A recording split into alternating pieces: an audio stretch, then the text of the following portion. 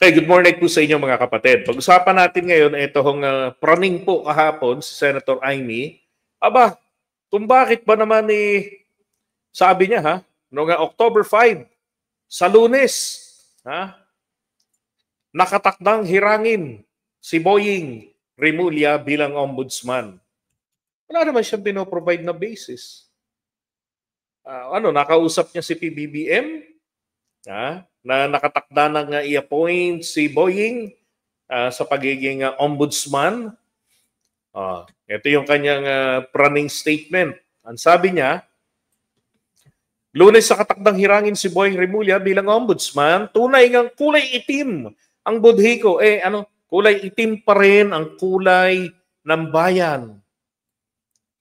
Nagluluksa, nababalutan, nangangambaba at kawalan ng pag-asa sapagkat ang huling bantayog ng pananagutan ay pinilit wasakin ng politika at kalapastanganan sa Constitution. Isang sapilitang pagtatalaga ng taong hindi karapat-dapat. May mga nakabinbin na kaso at may bahid ng kawalang hustisya. Iligtas mo ang inyong bayan, Panginoon. Nagdasal pala naman Nagdasal lang naman pala si Amy. Hindi ba, praning? Paano ko nasabing praning? Nagsalita po ngayon yung magandang spokesperson ng Korte Suprema. Hindi po ngayon, kahapon. At meron ngayong update dito si Amy.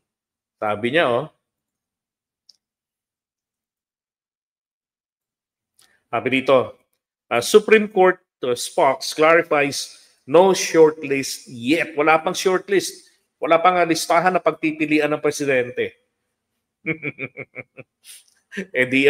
Basag si Amy. So saan niya kinuha yung pinagkakalat niya kahapon na ngayong Lunes i-appoint ni PBBM si Boying? Ayan na, Korte Suprema na. So iniipit na naman ngayon dito ni Amy ang Korte Suprema na atrasado kayo o atrasin kayo, takot pala kayo. Bakit ngayon sinasabi na ng Korte Suprema, wala pa namang listahan. Pero sigurado na si Amy na Lunes pipiliin na, hihirangin na si Boying. Di ba? Ganon yung epekto ng ginawang ito ni Amy. Grabe, talagang ginagalit ni Amy ang Korte Suprema. Ay, nako. Ginagamit pa niya sa fake news. Eto. Ito lang, kapraningan niya lang to Diba? Pinagkakalat niya na